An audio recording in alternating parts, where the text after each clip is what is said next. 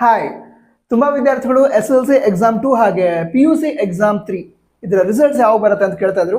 ಇದುವರೆಗೆ exact date announce ಆಗಿಲ್ಲ, but ಯಾವಾಗ ಬರಬಹುದು ಇದ್ರ ಬಗ್ಗೆ ಇನ್ಫಾರ್ಮೇಶನ್ ಅನ್ನ ಈ ವಿಡಿಯೋದಲ್ಲಿ ಕೊಡ್ತಾ ಇದ್ದೀನಿ. ಮೊದಲಾಗಿ SSLC ಎಕ್ಸಾಮ್ 2 ಏನಿದೆ ಅದು ಆಲ್ರೆಡಿ ಮುಗಿದಿದೆ. ಆನ್ಸರ್ ಪೇಪರ್ ಇವ್ಯಾಲ್ಯೂಯೇಷನ್ ಕೂಡ ನಡೀತಾ ಇದೆ.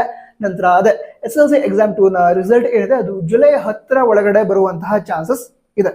ನಂತರ ಎಕ್ಸಾಕ್ಟ್ ಡೇಟ್ ಅನೌನ್ಸ್ ಆದ್ರೂ ಕೂಡ ಆದಷ್ಟು ಬೇಗ ಹೇಳ್ತೀನಿ. ಈಗ ಸೆಕೆಂಡ್ PUC ಎಕ್ಸಾಮ್ 3 ಏನಿದೆ ಅದು ನಡೀತಾನೆ ಇದೆ. ಈ ಎಕ್ಸಾಮ್ ಮುಗಿದ ನಂತರ ಜುಲೈ 15 ಒಳಗಡೆ ಈ ಒಂದು ಸೆಕೆಂಡ್ PUC ಎಕ್ಸಾಮ್ 3 ರಿಸಲ್ಟ್ ಬರ್ಬೋದು. ರಿಸಲ್ಟ್ ಅನೌನ್ಸ್ ಆದ್ರೆ ಯಾವ ವೆಬ್ಸೈಟ್ ಅಲ್ಲಿ ಬರುತ್ತೆ ಅಂತ ಹೇಳ್ಕೊಳ್ಳೋದಾದ್ರೆ KRResults.nic.in ಒಂದು ವೆಬ್ಸೈಟ್ ಅಲ್ಲಿ ರಿಸಲ್ಟ್ ಅನ್ನ ಚೆಕ್ ಮಾಡಬಹುದು.